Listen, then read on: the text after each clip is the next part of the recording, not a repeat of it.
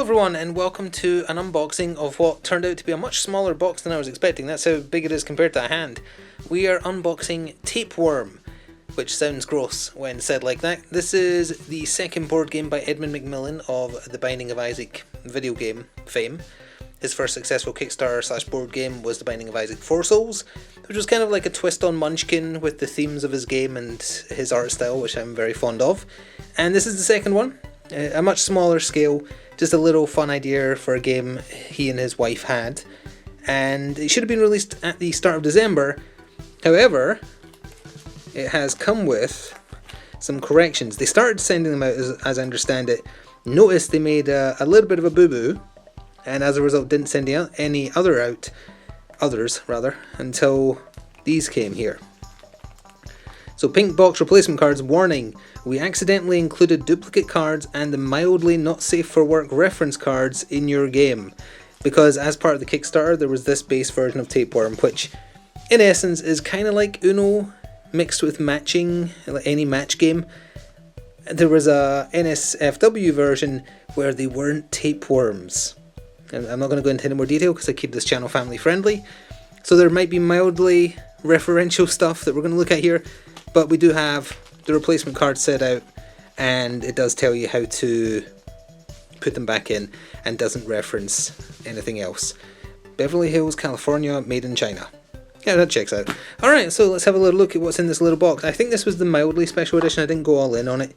It cost like $10, $15, super cheap. But cut the tapeworm as it grows too long and begin again. Be the first to try and play all your cards to win. So hence the Uno, you want to play all your cards. Let's have a look. It should just come off. I opened it beforehand. I'll just let gravity do this if you don't mind. Gravity's lazy.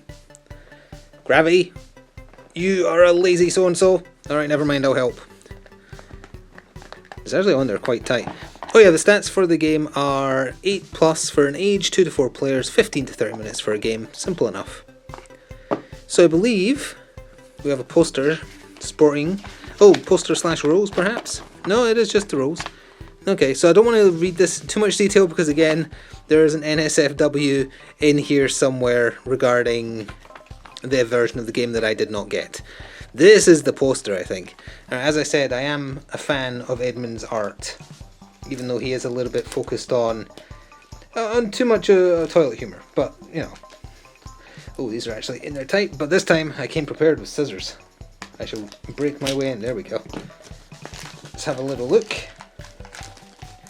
That is tightly sealed. Good grief. Okay. It's more like a double-sided poster, actually. It's disgusting, but in a good way. So there's the front side. Lots of little tapeworms. This is what it looks like if you buy a sandwich from a petrol station in your stomach, in a way. And then on the other side, also truly disgusting, but in a fun way. Kind of, I guess. Gross. So then we have, I believe these are stickers of the main tapeworms. Yep, they are. Honestly, they look mildly lewd there too. Oh, I just noticed the inside of the... Oh, that's great. The inside of the box is a ribcage, because that's the front, so then you would have your ribcage. Huh. That is nice attention to detail. I don't think tapeworms go in your ribcage, but I don't know. So there is the gist of playing the game. You just need this chunk of cards, but also, because of various Kickstarter goals that were reached, these are various cards for his first Kickstarter game. These are the Binding of Isaac 4 Souls games. Item card, three like treasures, an enemy, and a starting item for a character they added, and it's a shiny holographic tapeworm character. So if you don't know how to play 4 Souls, not going to go over that here, but it's very, very fun, and you can actually play it digitally on a tabletop simulator. It's really, really faithfully recreated. Oh, they're all shiny. Good grief. Pink proglotited. I'm not sure how to pronounce that. That's an eternal item, so that's the tapeworm starting item. Tapeworm as an enemy, which is great. Also shiny. And then we have... Oh, it's too shiny. Black proglotided, which is a treasure item, so something you can equip. Then we've got the red version. We have the white version. He looks so scared. And Rainbow Tapeworm, which is a trinket from the item deck.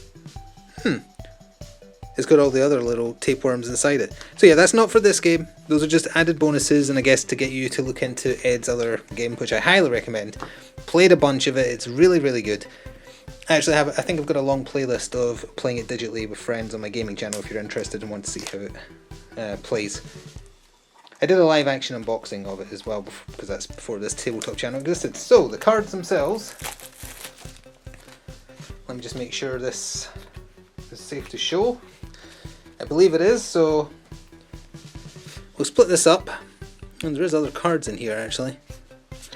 So, again, the basics are you would draw a hand, and you're looking to join the colours of your tapeworm to try and get rid of your hand without going over the edge, I believe. So for instance, you could combine them, you could combine that, and that makes one end, etc, etc. But it's not just a case of, oh, that's adorable.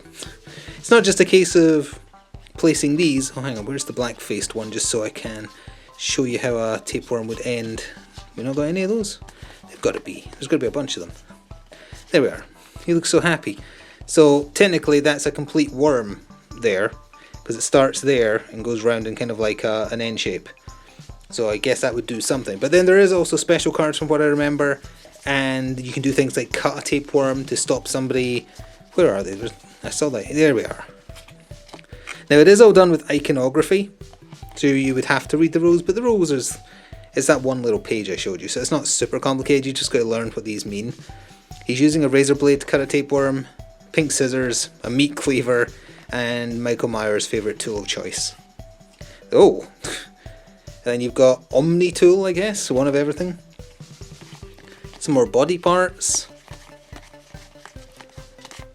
Oh, hey, that's a reference to Stephen. I won't bother going into... Oh, and that's a reference to Isaac. Nice, these must be alternative cards at the back here, maybe. There's Rainbow Worms, that is also an Isaac reference. That's just adorable. Oh, blank cards. Maybe you can make your own. Ah, and then that's your starting point. Okay. Alright, so one of these cards might be the... Oh, yep, yeah, I just saw the NSFW reference left on the card. I apologise if it was on camera. Let me just check the rest of these real quick. Yeah, okay, yeah, can't show you those. Just put those to one side. I see why we were given the replacement cards now. So then you have the character names. So this worm's called Boris, Greg, Minkus, Petunia, Conjoined Worm, that's not a name, that's a classification. Grave Worm, I like that. Very Jack Skellington. Murder Worm, are these characters? Oh, they are characters. Peeper Worm, Psy Worm, Purge, oh this is mine. Purge Worm, what do you do? At the end of each of your turns you may discard a card from your hand. If you did, draw a card. He's purging. I like that. I really want to make a sound effect for what I think he's making when he does that, but I want to spare you. So let's take a quick look at the replacement cards you get, and these are just included obviously because they made a mistake. It's not a super bad NSFW reference incidentally, it's not terrible. So, replacement cards. I don't know what was wrong with these ones. Either way. Ah yes, okay, I can see what they did wrong. Yes, hatch is what was supposed to be there, not what they accidentally left on the other card, which was something else. Okay, so you get a bunch of them, and then they have the basic instructions on the back.